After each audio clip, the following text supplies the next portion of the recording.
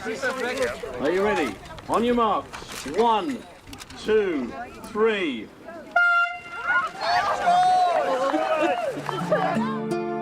নিজের স্ত্রীকে কাঁধে উল্টো করে ঝুলিয়ে রেখেছেন স্বামীরা। শুধু তাই নয়, স্ত্রীকে কাঁধে নিয়ে রীতিমতো দৌড়ে বেড়াচ্ছেন তারা। যুক্তরাজ্যের ডোরকিং শহরের এক পাহাড়ি রাস্তায় সম্প্রতি আয়োজিত হল বিশ্বের অন্যতম অদ্ভুত ও মজার ক্রীড়া প্রতিযোগিতা ইউকে ওয়াইফ ক্যারিং রেস। নাম শুনে অনেকে হয়তো অবাক হতে পারেন, কিন্তু এই দৌড় প্রতিযোগিতার নিয়মগুলো আরও চমকপ্রদ। ৩৮০ মিটার দীর্ঘ এই পাহাড়ি পথে প্রতিযোগীদের কেবল দৌড়ালেই চলে না, বরং তাদের বহন করতে হয় নিজেদের সঙ্গী বা প্রিয়জনকে। আর এই যাত্রাপথে বাধা হিসাবে থাকে খড়ের স্তূপ এবং দর্শকদের ছোড়া জলের বালতি।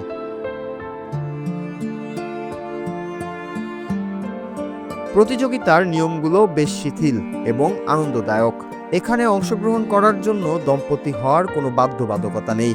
বন্ধু, প্রেমিক প্রেমিকা, এমনকি ভাই বোনও একে অপরকে বহন করে দৌড়ে অংশ নিতে পারেন। অংশগ্রহণকারী সঙ্গীর ওজন অন্তত 50 কেজি হতে হয়, আর কম হলে সেটি মেকআপ করার জন্য ব্যাগে ভারী কিছু বহন করতে হয়। ফিনল্যান্ডের লোকগাথা থেকে অনুপ্রাণিত এই দৌড় প্রতিযোগিতায় অধিকাংশ প্রতিযোগী অ্যাস্তোনিয়ান হোল্ড নামক কৌশল ব্যবহার করেন, যেখানে বহনকারী ব্যক্তির কাঁধে সঙ্গী উল্টো হয়ে ঝুলে থাকেন। ২০২৬ সালের এই আসরে ফিনল্যান্ডের প্রতিযোগী জুটি তিমু তুভিনেন ও সাত্তা লেনোনেন রেকর্ড করে প্রথম স্থান অধিকার করেছেন। মাত্র ১ মিনিট ৪৫ সেকেন্ডে পুরো পথ পাড়ি দিয়ে তারা জিতে নিয়েছেন পুরস্কার হিসেবে ১ ব্যারেল স্থানীয়। যদিও মূল প্রতিযোগিতায় ফিনল্যান্ডের জুটি জয়ী হয়েছে, তবে সেরা ব্রিটিশ জুটি হিসেবে এডওয়ার্ড ন্যাশ ও ক্যাথরিন নাইট এবছর ফিনল্যান্ডে অনুষ্ঠিত হতে যাওয়া ওয়ার্ল্ড ওয়াইফ ক্যারিং চ্যাম্পিয়নশিপে যুক্তরাজ্যের প্রতিনিধিত্ব করার সুযোগ অর্জন করেছেন।